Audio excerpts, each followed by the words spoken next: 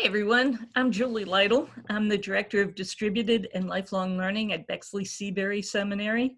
I'll also be moderating tonight's conversation with, oh heavens, Kathy and Diane and Linda. They'll be introducing themselves more fully. It's a special edition of our deacons talking about public policy and the experience in the Diocese of Maryland. Deacons Talking on the Road to Emmaus is a series that we've been doing now for, I think, 5 years. It's based on the idea of the story of Jesus walking along the road to Emmaus with the disciples who did not recognize him. And they were very much concerned about what was happening with him having just been put to death and mourning the loss and trying to figure out where they would go and how they would live. And fortunately for us, he was present for them then, and he is present for us now as we figure out how we will do our ministries and share God's mission in passing on God's love to the world. This program is sponsored by the Association for Episcopal Deacons, the Episcopal Province of New England, and Bexley Seabury. They have been on the second Thursday of the month. They will be moving to the third Mondays starting in the fall. So make sure to note that. We'll be starting at 8:30 in the evening on the third Thursdays. We also have a special series that we've been doing with Kathy Campbell-Pearson and Jan Grinnell about the pandemic. So we will clarify if that's the 1st or the 8th and send out announcements to everybody about that. So without any further ado, Kathy, can you introduce your crew and offer a prayer to get us started? You need to unmute yourself, Kathy.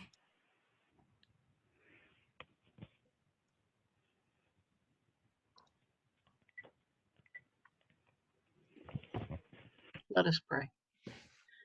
Heavenly God, thank you, Lord, for the blessings, for the opportunity to assemble this evening to share words of hope.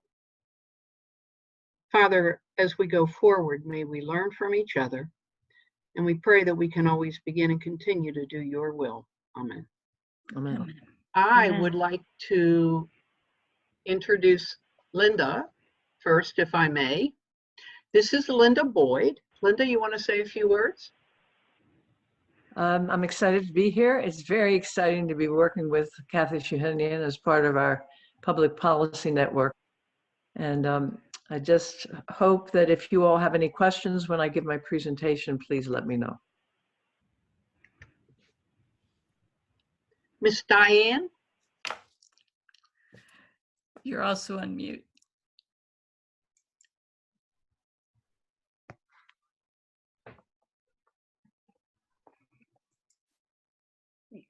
Okay, sorry about that. I'm delighted to be here tonight, feeling a little bit intimidated because I've never presented in this way, but I'm so happy to be with two dear and wonderful deacons from our diocese. And also I'm delighted to see the faces of people I know and some new faces that I don't know. So this is going to be just so neat. So can't wait to begin. Thank you. And ask questions when we come to a point where you can ask questions. I love questions. And I want to do a shout out for our Archdeacon of Formation, Ruth Elder. Thank you, Miss Beth. We got Corby, we got Kathleen. Who else is here from Maryland? I can't see any more. Anyway, I'm Kathy Shahinian. I have the good fortune of being ordained and a deacon in Maryland, and ordained in 2013. And prior to that, I was the legislative director for a public employee union. So I did that for about 20 years, and then I felt called to the diaconate.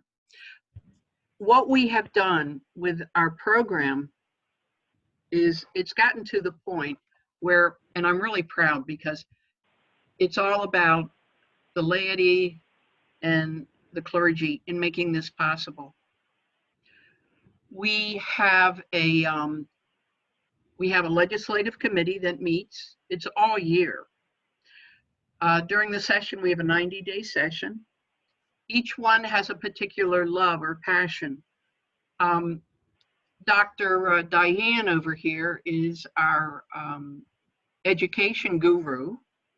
And then we travel with our own attorney. We have Linda Boyd over here. So we're always in good shape in having colleagues that have passion about their interests. So what I hope to do is to share with you a little bit about our program. We do a couple of different things. I'm going to open up the screen, the share screen, and chat with you about the, am I here? Am I lost? Is that it? Click the slideshow. Yeah. Remember the slideshow in the middle of animation and review. Ah. Up at the top and go back to the first. There you go. Here we go. So, fostering reconciliation and faith in the public policy arena. What we do is that we join faith and justice together. Now, you know, our baptismal covenant tells us to follow faith and justice. And that's what we do with our program in Annapolis every year. And we try to live the gospel, integrate the gospel with our testimony, with our approaching legislators, with our demonstrations, if you will. You know, deacons are never radical. And so what public policy advocacy ministries are you or your parish or diocese involved in? Maybe you folks have a particular passion that you want to pursue. For our legislative agenda for 2020 was, is there some way? Diane's going to talk to you about this, HB 1300, Blueprint for Maryland's Future. It was a Kirwan Commission, and it talked about improving and radically changing for the best education in Maryland. We then have HB 5, which was use of an item or symbol to threaten or intimidate. That was a bill that passed and was signed by the governor. Housing opportunities made equal. Folks can no longer be discriminated if they use a voucher. They are given the same opportunities for living in nice communities. That one was signed by the governor too. Commission on LGBTQ Affairs, I'll let Linda talk a little bit about that. That was a commission created to provide an arena for folks to come and share some of the inequities that are going on. Maryland Lynching Commission, this was passed also and signed by the governor, reporting time limits. We had, unfortunately, lynching issues going on in Maryland, and fortunately, we are now discovering where those issues were and just trying to do some healing. Pesticides, this passed the General Assembly, didn't get signed by the governor. I call this a bumblebee bill. It did not, it was going to, I think it'll go next year, but it didn't go this year. Restrictive housing, that's what Dr. Diane's going to talk about, the solitary confinement. We do a lot of prison ministry issues, and she's going to speak to that. The Worshiper Protection Act. This was a really cool one. This is the second or third year, and this was the one that was going to permit guns in the churches. And believe it or not, there were a lot of churches who were in support of that. Our diocese and our bishop is not. These are some pictures here of my dear friends testifying before. This was in the House. There is Linda, and she is with the folks that testified on behalf of HB 706. And then we have Diane holding their feet to the fire under HB 742. That was a solitary confinement bill. The bills are all videos, so you can listen to them. It's just passionate testimony that they provide. So what does faith look like? Well, you know, the baptismal covenant, our Book of Common Prayer, positions on legislation. We work with a lot of coalitions. You can't do it by yourself. It's a phenomenal network of people committed and passionate. And I have to pinch myself that the diocese lets me do this, because I just love it.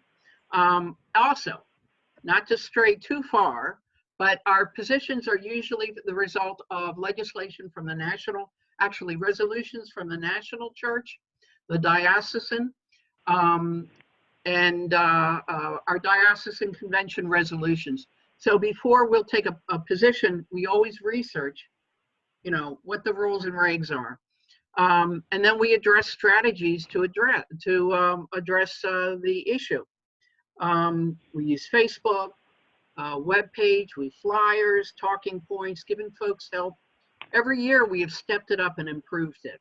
And we like to coordinate legislative training workshops. We did a pre-session in November because our session begins in January. And we had a nice attendance. A lot of folks showed up, and the coalitions representing the various issues that the bishop wanted addressed. So a suggested method for advocacy success. You identify an issue. You check the annotated code, see what currently is on the books. Contact the legislator from your district, all right? Because they want your vote. Make an appointment. Go with something in your hand that says, I want all houses to be gray. And at least you'll have an idea what the issue is and you can discuss it. You can decide to just file it in one house, legislators file, or you can go and do both chambers, your House and your Senate. Create advocacy groups. Those coffee events after services are really wonderful places to chat with folks. Or you could do an adult forum and share with people, hey, this is what's going on in our community this year. We have a phenomenal, I guess maybe there are about 8 or 10 people in our little family. And we've got a retired judge, retired editors, all sorts of wonderful gifts that they bring to the table in helping us go through the sessions. And then you mobilize your community. You want to put together an action alert. MEPPN is the Maryland Episcopal Public Policy Network. That's the umbrella. Maybe you've heard of the Catholic Conference. MEPPN is the umbrella, if you will, for the diocese. So when you're putting together an alert with the organization, the number of the bill, action, what you want these people to do, email, call, take action, and then contact the legislator. We do a advocacy day, and we've been doing this, I think this is the 7th, I don't know, I lose count. Here's our wonderful bishop, who is just the best guy in the whole world, and that's Bishop Sutton, and there's Canon Chris and Ruth, I know you're in here somewhere, and we've got, all people are standing up on the stairs of the Senate when we had this done. The lady in the middle is from communications. The gentleman at the top is our bishop again. And then down here at the bottom, there's a tall gentleman. That's Senator Riley. And he only gets two people or 2 organizations to get the room. And we get it usually every year. So he makes that possible. Next to him is his legislative aide. And the gentleman next to him is the former chief of staff for Glendenning and Martin O'Malley, governors. So his name is Al Collins. So we have a lot of cool people. Here's just an idea. You know, you have legislative training, coalition building.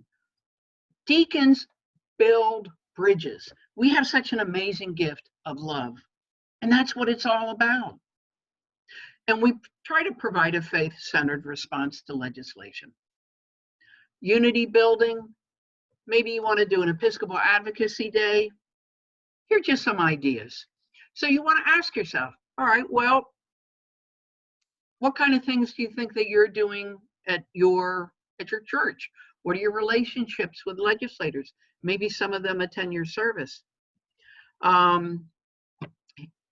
8 tips for a successful lobby visit: make an appointment, prepare for the visit, read the bio on the legislator. You may find out that, you know, their son went to school with your son. Whatever it takes. Be on time, try to be cordial to the staff. I always travel with cookies. Be on time, focus on the meeting. Have one person that's going to be the scribe. The other person is going to have the questions, and then maybe someone is going to be speaking. Remain polite and positive. Always send a thank you. Being thankful, you know, being thoughtful and polite always goes so far. And here are some resources for you. So here's our Episcopal Public Policy Network. We also work with the National Church. And those are fabulous folks to deal with too. I can't say enough good things about Alan Yarborough, who is just a love. And he's been very, very helpful. But here's a list of advocacy resources for you that are going to be available. Here's what the National Church, if you want to look into them. EPPN is their website. Where is that? There we go, advocacyepiscopalchurch.com. Okay. And then, of course, here's us.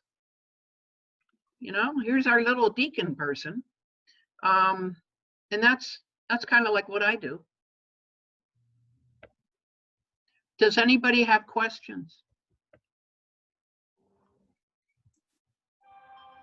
Oh, I know Marilyn. Come on now. Kathleen. Ruth. Hi. Hi. Ruth Elder, Diocese of Maryland. I was wondering, you mentioned the Episcopal Policy Network. How helpful, I know you said you referenced them, but is it when something comes up in the newsletter that you use it, or do you go to them when you have issues such as the housing issue that you mentioned that Diane worked with, or the LBGT that Linda worked with? So how do you partner with EPPN? Okay, I'll call them and find out what information that they have regarding, maybe it's immigration, housing, what have you. Our MEPPN, as I said, is the umbrella. So instead of coming out and saying the Maryland Episcopal Diocese takes a position on this, I have a little more room to breathe in using the MEPPN umbrella. So depending really on the issue. Sometimes we go in, you know, like if it's a, what was that one that we had with the child, the children, there was a bill last year, darn it, I can't remember. Anyway. What was that, vaping? Vaping. We did vaping also, yeah. Mm-hmm. This had to do with child abuse, and I know it's a big issue for the bishop. He's got a whole program about it. So we went in under the auspices of the Episcopal Diocese. Ah. What?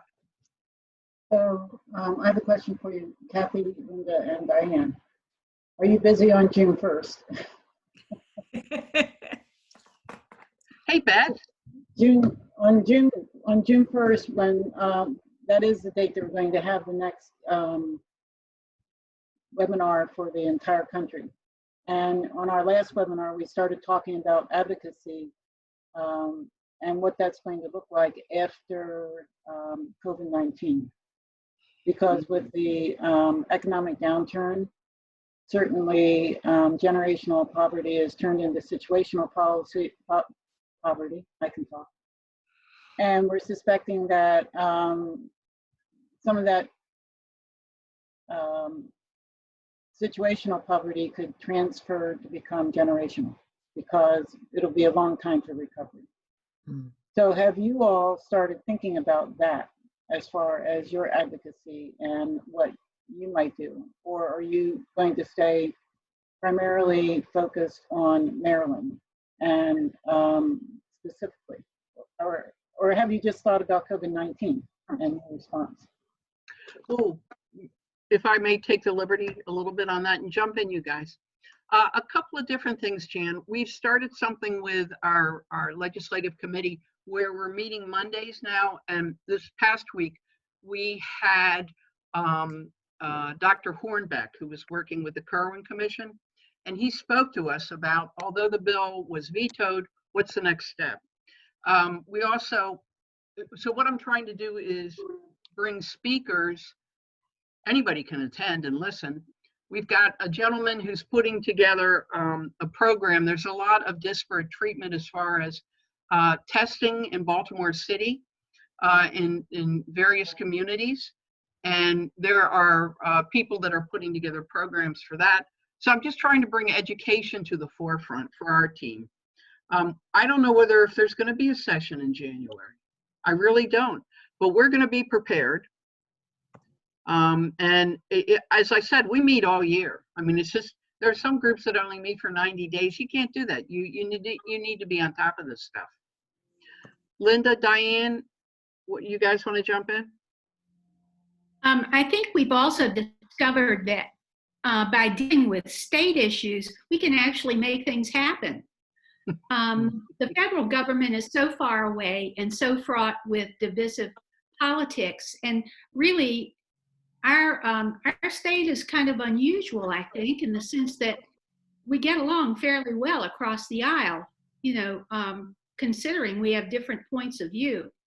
So we can actually get, you know, legislation over the fence and make things happen. And that is so encouraging. And we can engage people on both sides, you know, from, you know, the Democratic and the Republican side. And there's something very refreshing about that, particularly nowadays. Indeed, indeed. And plus, it's a joy to bring people together. I mean, there are a lot of folks that maybe they want to make change, but they don't know how to make change. And maybe there's an initiative to have 3 donkeys instead of 2 in Frederick County now or something, you know? And everybody needs 3 donkeys. So how does she make that happen? That's not a problem. We can find a section in the annotated code to support that argument. So I just encourage our team, you know, let's have fun with this stuff. And we even prevail sometimes. Yeah. But we have good bosses. We got Ruth and we got Jane, and they are behind us and they support us. And Chris. And Chris. Okay, who's up next? Diane, are you up? I'm up next. Yes. Okay, let me find the share screen. Oh, you saw the picture of Diane giving testimony, right? Mm-hmm. Okay. All righty. Here's her testimony. There's my testimony. Okay, you want me to start with that? Yeah.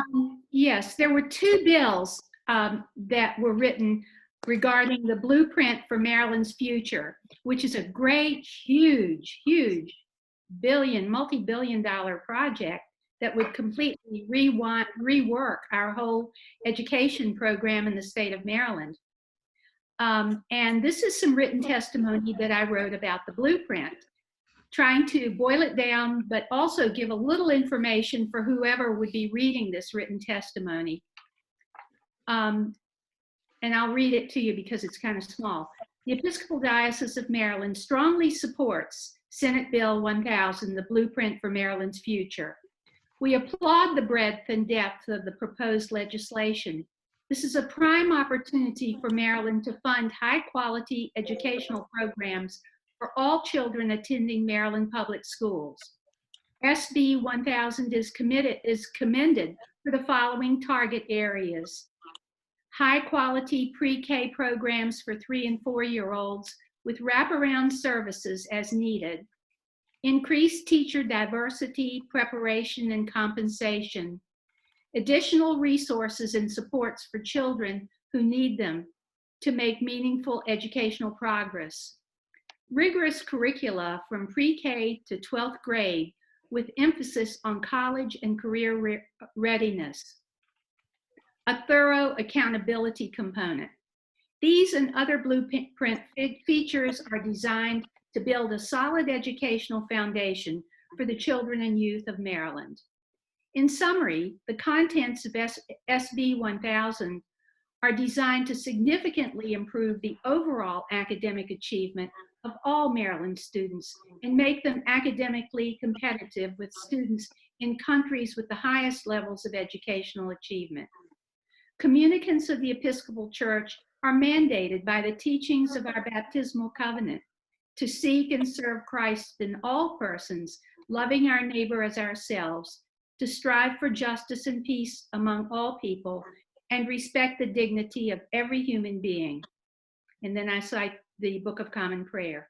The content of the blueprint reflects our faith tradition's commitment to ensuring dignity, equality of opportunity, justice, racial reconciliation, and healing for all people, including children and youth, regardless of their socioeconomic status, race, religion, or none, national origin, disability, gender, gender identity, sexual orientation, or any other factor. We are confident that as legislators, you are committed to providing excellent education for students regardless of their socioeconomic status, race, religion, or none, nationality, gender, gender identity, sexual orientation, or any other factor. We respectfully request a favorable report for SB 1000. And that was my testimony, written testimony. So if I had testified orally, I would have been less formal, but that I needed to put in writing. And essentially, I think they just count those papers pro and con. And I just wanted it to be perfectly clear that they knew that we are for this bill. So I'm a special educator by training. Do you want me to go into my thing now, Kathy, or do you have something else? What was it? Did you want to talk about solitary confinement? You want me, well, okay, is that all you want me to say about Kerwin? Well, I mean, I'm thinking they probably get the gist and the breadth of the bill, the solitary confinement. Okay. And Okay. maybe you can talk about your coalition that you worked with at church. Oh, well, I worked with that coalition on Kerwin. Okay. Okay. And also with this bill, but more so on Kerwin, there was a group from my church, St. Andrew's Glenwood, of friends who were parents, grandparents. This is my church, not the church in which I serve, but the church that is my home church. And I write here, I commend the people of my home parish, St. Andrew's Glenwood, for their passion for excellent and equitable education for all of the children of Maryland, without exception. They work faithfully and effectively with Strong Schools Maryland, which is an advocacy program that was developed by an Episcopalian who was also a former state superintendent here in Maryland, Dr. David Hornbeck. And so they work with David's organization and have invited me into their group and have kept me informed, although I was serving as a deacon of 2 parishes in another county where I was involved in an information and referral project located in one of the churches. I joined my St. Andrew's friends on a trip to Annapolis on February 17th for a Strong Schools sponsored rally promoting the blueprint, which is the Kerwin Commission report that Kathy referenced, that took place right outside the House building in Annapolis.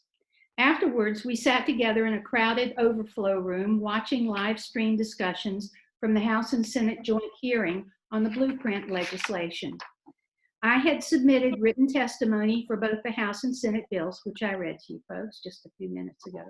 But I regret that I was unable to testify because over 120 people were also waiting to present. Testimony continued until about 10 p.m., but we couldn't remain because members of our carpool group needed to head for home. So we left Annapolis with high hopes for the blueprint and were exhilarated when we received the news in March that it had passed in both houses. Overwhelmingly passed. And then, to our dismay, a month later, the governor vetoed it because what happened? COVID-19. COVID-19 happened with budgetary constraints, et cetera. And so he didn't just put this on the shelf, he actively vetoed it.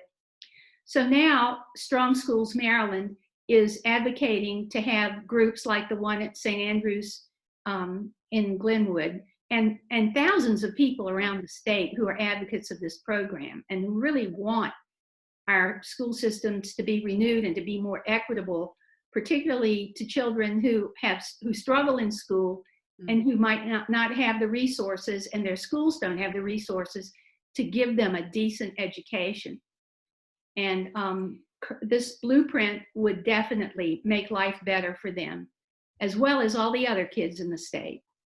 But so, you know, we are just waiting now to find out when is the next legislature going to be called, and we need to have really strong letter writing campaign. And since we can't meet and face with people, send emails, write letters to our state legislators, and keep our hopes up, because we could overturn this bill. We could override the veto with sufficient votes from the legislators. So that's where we are with that. So my friends that came with me to Annapolis were actually with me and helped check us in using the electronic board on the wall. They stood by me while I registered my testimony, my written testimony, and watched me do it. I showed them my written testimony, and you know, we talked about things. I helped them with where to park when they come to Annapolis, how to get from the parking lot over to the State House, and you know, all the ins and outs that I could think about, where to get a meal, where the restrooms were, all of that, to give them a sense of comfort, so that, and encourage them to follow up on this bill. And I think they will. I think they'll keep going with this. So in other words, I did what Kathy did for me. I did with the people of St. Andrews. Now, the other bills that we're talking about, these bills are two bills that have to do with their House bills, House Bill 740 and House Bill 742. I'll start with 742. This is a bill that prohibits the placement of inmates with serious mental illness in restrictive housing, with specified exceptions. An inmate with a serious mental illness placed in restrictive housing must be provided daily physical and mental health assessments to determine whether the inmate may be released from restrictive housing. And then the second thing that has to be done is, absent compelling circumstances, that inmate with mental illness may not be placed in restrictive housing for more than 15 days. Now, 15 days in a 6x9 cell with a solid core door and probably no window, with a slot for your meals to be pushed in and out, and a toilet and a cot. That's really rough going. No stimulus at all, no stimulation. So this bill would apply to both state and local correctional facilities. The cost for this in the beginning would be $8.3 million, and that's mostly staffing cost. There would have to be somebody who deals with people who have mental health issues, et cetera. But I cannot emphasize the pain of being locked into a 6x9 cell alone, especially if you have mental illness. So I wrote some pretty scathing testimony about that and this other bill, maybe a little more scathing than I would write right now, but that was then and this is now. The other bill is 740, House Bill 740, which is also a restrictive housing bill that has to do with getting people out of jail and into the community. And this specifies that there has to be a transitional process of more than 180 days. It has to be put in place more than 180 days before the inmate is released from the facility into the community. And that prohibits the placement of the inmate in restrictive housing. Let's see, within the person has to be in a kind of transition program for 180 days before they're released, unless there are overriding circumstances. Now, the Commissioner of Correction must document in writing the justification for releasing the inmate directly from restrictive housing to the community. So we're talking about taking people who've been in solitary confinement and putting them out on the street. They have to have this transitional period. They can't just open the door, the solitary confinement cell, and put the person on the street anymore. They do that now. They do that now. But this bill would mean that these folks would have to literally have a program of sorts before they're out on the street. So the release plan has to be tailored to the specific needs of the inmate, unless the release is a result of a court order that requires immediate release. So a court order could open the door of the cell and put that person out on the street.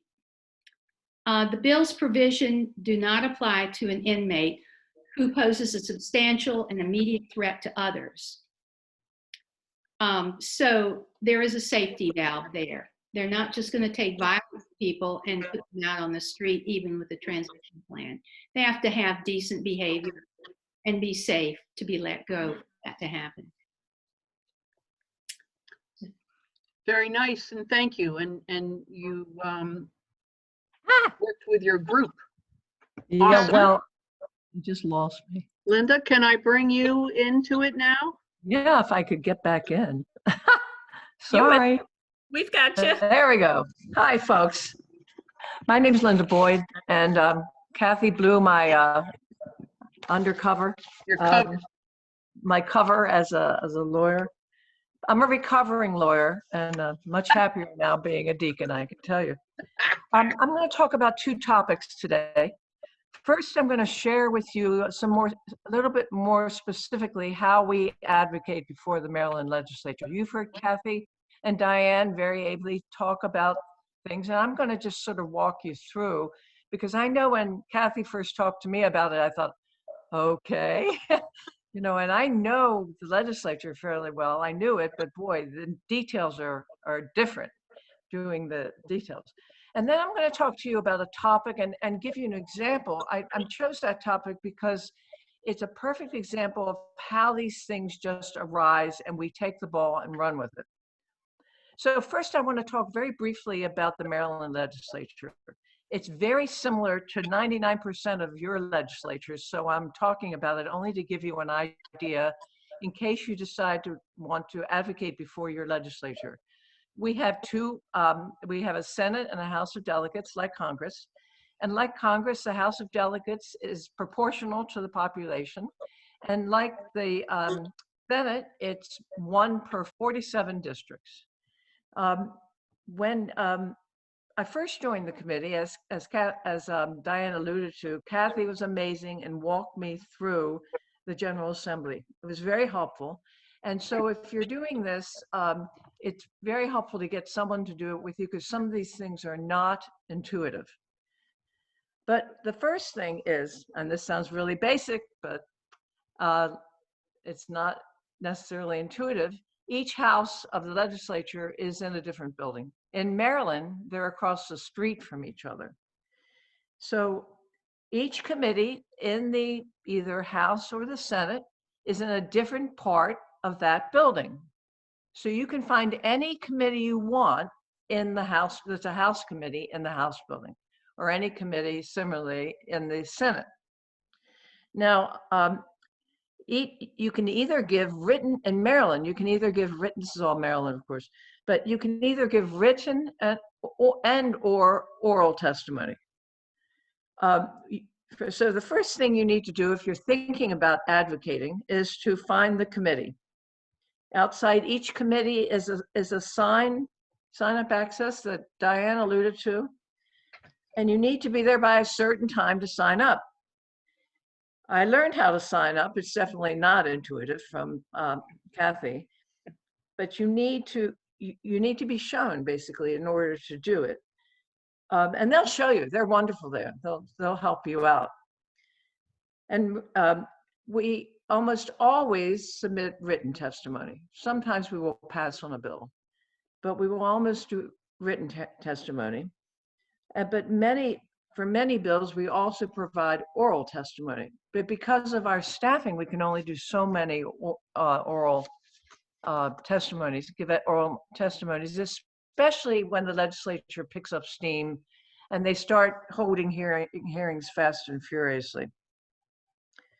But so for each committee, you have to look to figure out, you have to check their rules to figure out what their rules are for written testimony.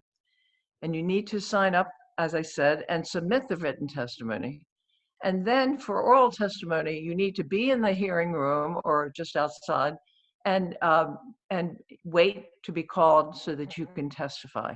As Diane alluded to, you can be pretty quick. I mean, it can last only about 2 hours, but it can last a long time, as the Kerwin Commission did, and you just don't know. You have no idea how long it's going to go. But so I just wanted to give you an overview of how that actually functions. So when we talk about these things, it will give you some framework. But that's simply the beginning and testifying. I'm going to talk about the other part of this and how you fit in your bill with this whole thing and how these topics come up. As Kathy alluded to, we sometimes get our lead from National Church. Sometimes we get our lead from a wonderful bishop. But sometimes these issues just pop up that we don't even know about. For example, an Advocacy Day that we hold every year in February, a woman by the name of Laurel Peltier approached me and said that she wanted to talk to me about a very important issue that she had been working on. She was an investigative reporter who started uncovering the issue of deregulated energy supplier pricing. And she was digging so well that she got a grant for a year from the A.S. Abel Foundation to do further research. Now, I met with her and we reviewed the materials, and these materials were incredibly obtuse. And that's, for me, I'm used to reading obtuse law, trust me. And I thought to myself, gee, I'm having difficulty figuring this out. If we testify on this, I'm going to have to really simplify it for the legislators. I can be more detailed in my written testimony, but really be more simplify it so that they will follow me. And what I learned was, and this is an issue that's nationwide for all the deregulated states that have deregulated their utilities. Well, actually, I think 14 states have deregulated utilities, but the third-party energy suppliers are pushing to deregulate in the rest of the state. So what I learned was that these third-party energy suppliers are targeting poor people. They're targeting people on energy assistance. And you will see this in my slides. They're referred to, actually they're Laurel slides, but referred to as OHEP. And that's the Energy Assistance Program. Now, these people really are predators and really seek these poorer people who really don't have the sophistication to figure out what's happening. Yeah. And they'll do things like they'll offer them a free visa, one of those Visa card things that you for $100, or they'll offer them a really low rate, or they'll say they'll offer them different enticements to sign up for their energy. But after 4 or 6 months, what looked like a really low, enticing energy rate will go up 10, 20, 30, 40% higher than the regulated utility supply prices. Most people, so these people will wait outside of Social Security, they'll wait outside of soup kitchens. We've heard about them going door to door to try to give and offer incentives for poor people, primarily in the poor neighborhoods of Baltimore, this has been going on, to sign up. Now, because they charge a variable rate, even a lot of churches have gotten caught up in this. Some hide behind green energy. And Kathy, can you possibly find page 8?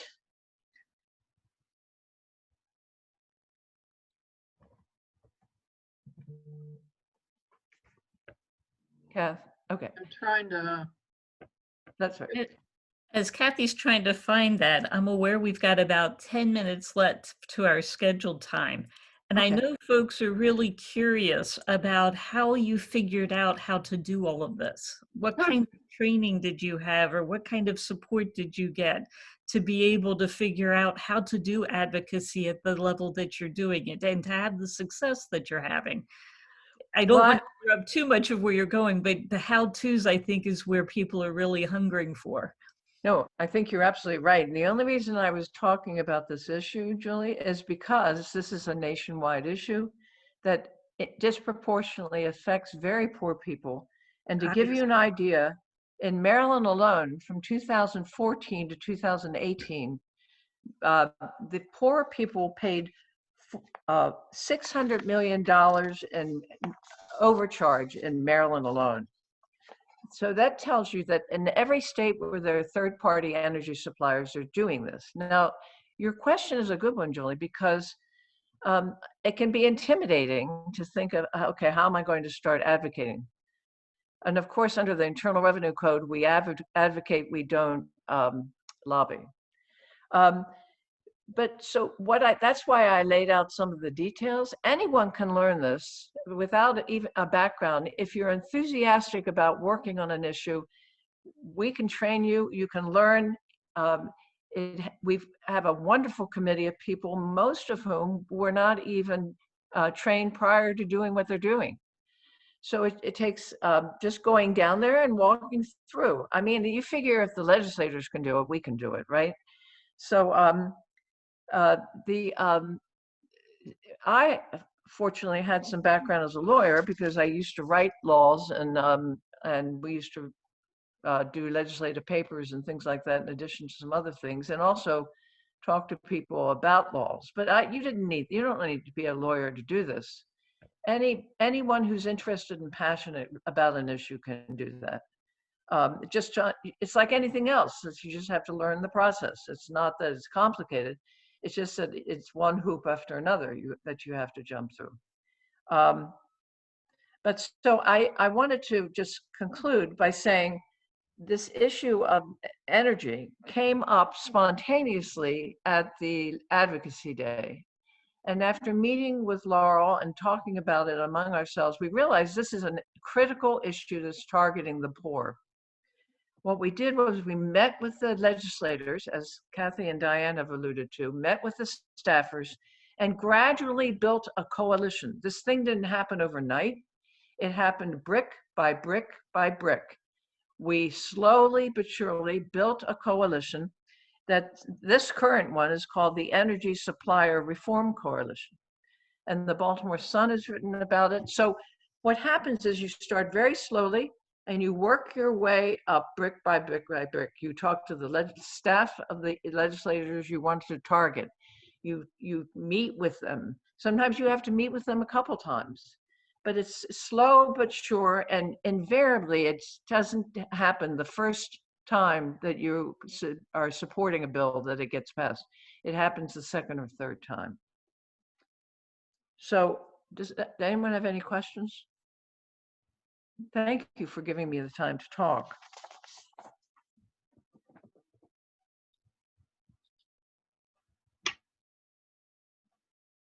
There was a question from Ruth Elder about how are we approaching the COVID situation.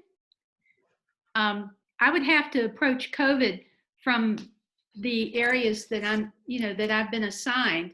Education, for education, the fact that the blueprint legislation was vetoed is really bad for kids, I think. And also, Dr. Kerwin, who headed up the commission that generated the a 200+ page report on how to revamp the whole education system in the state of Maryland, agrees with that, agrees that this bill is critical because now we have children at home who live in homes without the internet, who live in homes without computers.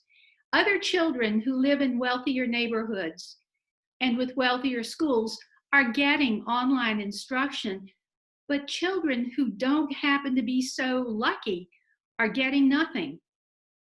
And this means that they will be further behind in their studies than children who have money. And this is essentially wrong. To begin with, they haven't gotten what they've needed. Now they get less of the little bit that they got before. So something like the blueprint legislation is really going to improve those schools for once. There have been so many commissions that have failed to do anything to make life better for children across the state. Even in our wealthiest neighborhoods, I live in a very wealthy county, we have people on Route 1 whose children are exactly like this. They don't get the education that they need. They're under the radar and they're disenfranchised compared to other kids. So I think the COVID thing really has shown a light on inequities and how cruel and heartless they are. So now I think. Well said, well said. And as I talked earlier, we are pursuing and investigating the inequity that exists between the tests, the COVID tests, and the communities in Baltimore. It's tragic, tragic. And we plan on addressing that, bringing it to the bishop, and taking it from there. Mm-hmm. So it sounds like from your description, I always say that you need time, money, and an advocate to make anything happen. If you have all three, you can move the mountains. But if you only have one or two, it's much harder. It sounds like somehow you found those resources within your community and found a way to team together to identify the things that need to be changed and to work together to push the legislature to do so. Is that accurate? And I think the theme with the diaconate is all of us, no matter what diocese we're in, there's just a companionship with each other. And I don't think it would matter whether we knew each other or not. If there is a common core, we'll work together to make it happen. Mm-hmm. And that many times exceeds money. You know, if you're passionate about something. My sense from Jan and from others that have been posting online is that they really are hungering for the training. And it sounded like from Linda that your team might be willing to do some of that work. Ruth even had put in the posting that there's an advocacy training day that y'all do. Is that something that's open? We do it every February. I think we're going to be changing it up a little bit this year. Of course it's open, and we feed you. We have yummy desserts and lunch, and we have speakers. Do some training. I think as I said, we're going to step it up a little, make some changes. We'd love to see you there. That would be great. Y'all, I'm aware that we're running out of time. We've got 2 minutes before the bewitching hour, and there's always so much more that we could say than we have time to say. So hopefully we can find a way to follow up Kathy and her team's wonderful presentation and continue to find the resources for you. As I mentioned at the beginning, we will be gathering, I have confirmed it's on June 1st at 8:30 in the evening to talk more about the pandemic and our responses to it. And I know that we're hoping to do more of a conversation about advocacy. So if any of the Maryland folks are available to join us, we'd love to have you join that conversation. I'd like to close tonight, as I do all of the deacons, talking with the Franciscan benediction. So take a moment, take a breath, and just listen to the words that we share. May God bless us with discomfort at easy answers, half-truths, and superficial relationships, so that we may live deep within our hearts. May God bless us with anger at injustice, oppression, and exploitation of people, so that we can work for justice, freedom, and peace. May God bless us with tears to shed for those who suffer pain, rejection, hunger, and war, so that we may reach out our hands to comfort them and turn their pain into joy. And may God bless us with enough foolishness to believe that we really can make a difference in the world, so that we can do what others claim cannot be done and bring justice and kindness to all the children and to the poor. We ask this all in God's name and wish you blessings. Amen. Amen. Amen. Thank you. Thank you. Good to see everyone. Hey.